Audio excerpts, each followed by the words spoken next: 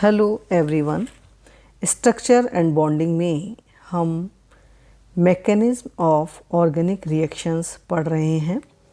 पिछले टर्न पे हमने सब्स्टिट्यूशन रिएक्शन यानी कि प्रतिस्थापन अभिक्रियाओं की क्रियाविधि के बारे में पढ़ा है।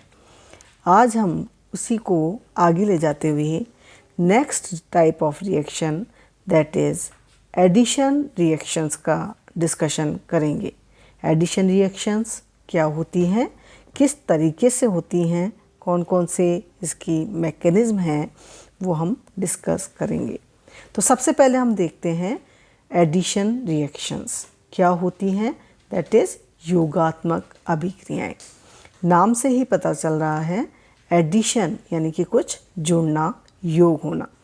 In this type of reaction एक पाई बॉन्ड टूटता है और दो नए सिग्मा बॉन्ड का फॉर्मेशन होता है।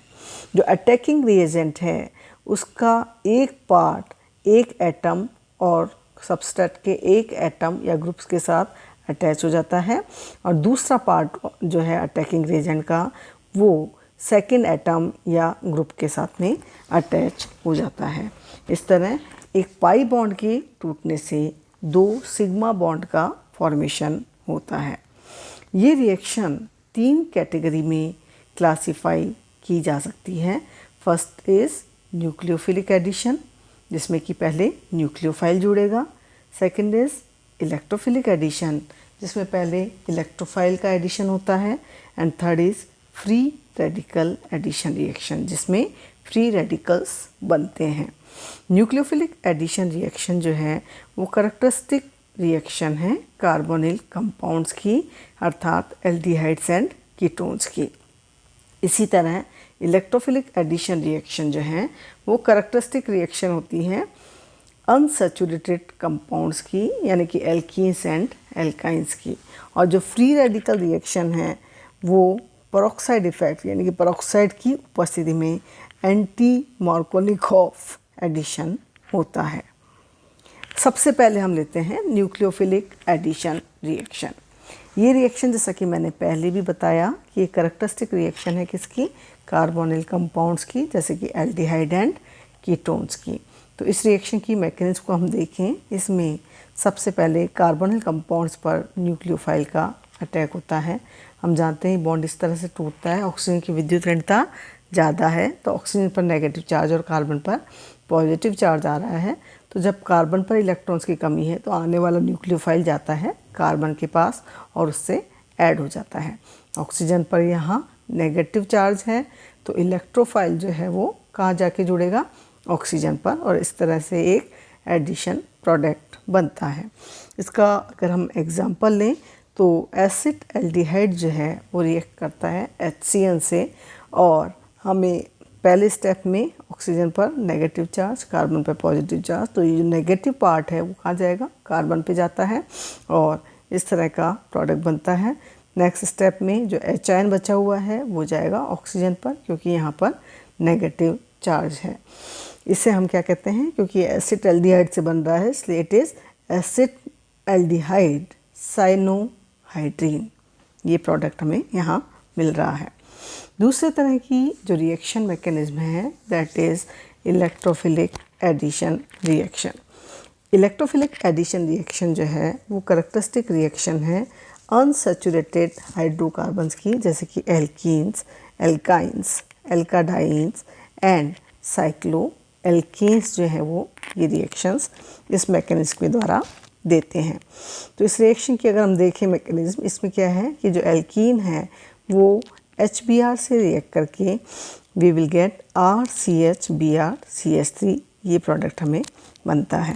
इसी तरह से अगर हम एल्काइन की बात करें तो पहले स्टेप में एक मॉलिक्यूल HBr इस पर रिएक्ट करता है, जैसे कि RCBr नेगेटिव पार्ट जाएगा कार्बन के पास में, इस वाले कार्बन के पास, जिस पर कि हाइड्रोजन एटम की संख्या कम है। मार्कोनिकॉफ रूल के अकॉर्डिंग ये एडिशन हो रहा है, यानी कि नेगेटिव पार्ट जो है एडेंटम का उस कार्बन पर जाएगा जिस पर हाइड्रोजन की संख्या कम से कम हो। तो पहले स्टेप में ब्रोमीन चला जाता है इस कार्बन के पास और we will get this type of product. Next step में दूसरा मॉलिक्यूल HBr का रिएक्ट करता है, यहाँ पर इसी कार्बन पे जाएगा, क्योंकि ब्रोमीन जो है वो इसी कार्बन पर जाएगा जिस पर हाइड्रोजन की संख्या कम है। तो हम जो प्रोडक्ट मिलता है that is a gem dibromide. अब हम इसकी मैकेनिज्म देखते हैं। तो ये 2 स्टेप्स में होती है ये रिएक्शन। पहले स्टेप में जो है वो इलेक्ट्रोफाइल जो है वो डबल बॉन्डेड कंपाउंड पर अटैक करता है।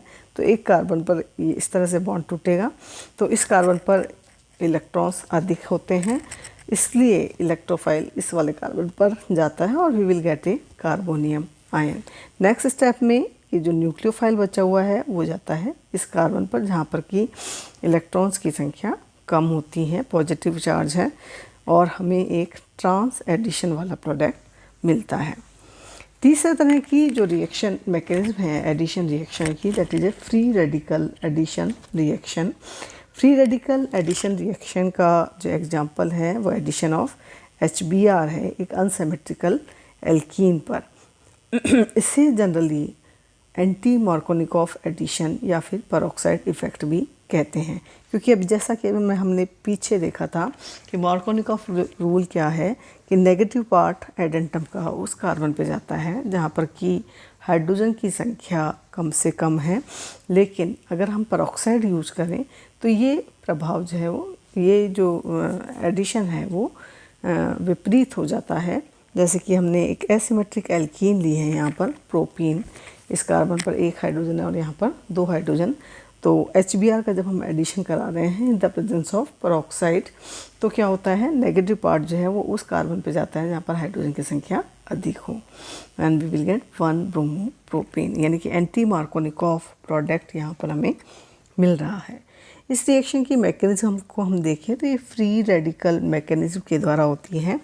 गर्म करने पर जो पेरोक्साइड होते हैं वो फ्री रेडिकल का फॉर्मेशन करते हैं। होमोलिटिक बॉन्ड फ्यूजन यहाँ होता है, दोनों ऑक्सीजन के बीच में एक इलेक्ट्रॉन दोनों ऑक्सीजन के पास जाएगा और we will get free radical. Next step में ये फ्री रेडिकल HBr से रिएक्ट करता है जिससे कि ब्रोमीन फ्री रेडिकल का फॉर्मेशन हो रहा है। अब ये ब्रोमीन फ्री रेडिकल अब रिएक्शन करता है हमारे अनसिमेट्रिक एल्कीन से और एक सेकेंडरी फ्री रेडिकल का फॉर्मेशन यहाँ पर होता है होमोलिटिक बॉन्ड क्लीवेज के द्वारा। अब ये जो सेकेंडरी फ्री रेडिकल बना है ये HBr से रिएक्ट करके हमें प्रोडक्ट देता है CH3 CH2 CH2 Br और ब्रोमीन फ्री रेडिकल यहाँ पर हमें मिलता है। तो ये मैकेनिज्म थी एडिशन रिएक्शन की, जो कि 3 तरह की क्रियाविधि के द्वारा संभव है। एडिशन रिएक्शन जो है nucleophilic addition reaction, electrophilic addition reaction and free radical addition reaction. अब हम लेते हैं नेक्स्ट तरह की organic reaction, that is elimination reaction, यानी कि विलोपन अभिक्रियाएं। ये जो अभिक्रियाएं हैं वो अपोजिट होती हैं एडिशन रिएक्शन के। इस रिएक्शंस में क्या होता है कि एक सिग्मा बॉन्ड जो है वो प्रत्येक एडजेसेंट एटम का टूटता है। जो पास वाले 2 एडजेसेंट एटम हैं उनका एक सिग्मा बॉन्ड टूटता है और एक पाई बॉन्ड का यहाँ पर फॉर्मेशन होता है और एक मॉलिक्यूल या स्पीसीज इसका एलिमिनेशन होता है।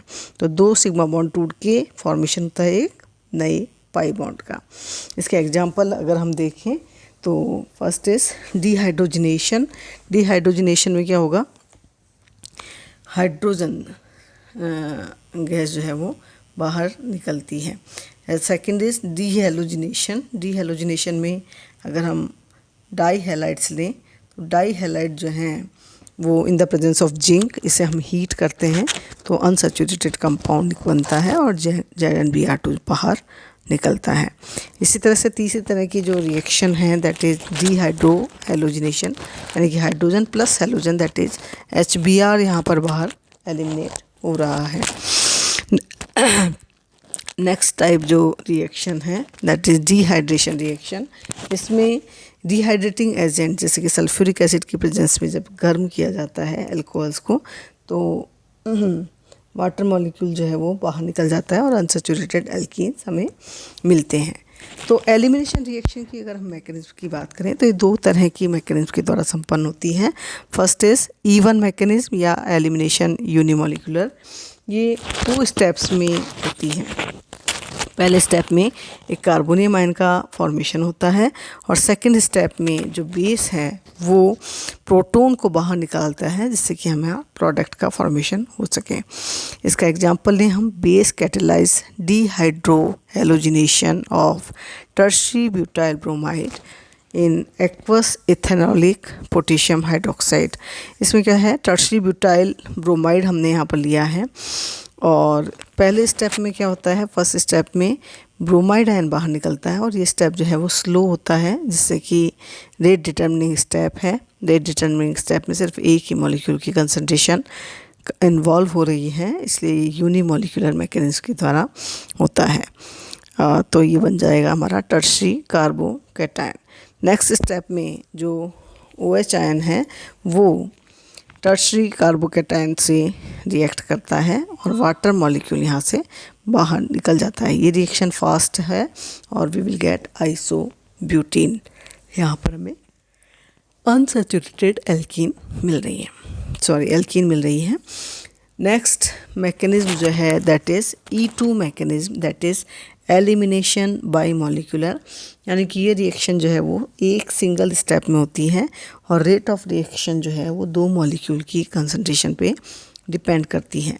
ये इसका एग्जांपल है base catalyse dehydrogenation of primary alkyl halides. तो CH3 CH2Br in the presence of sodium ethoxide, HBr इससे बाहर निकल जाता है and we will get CH2 double bond CH2।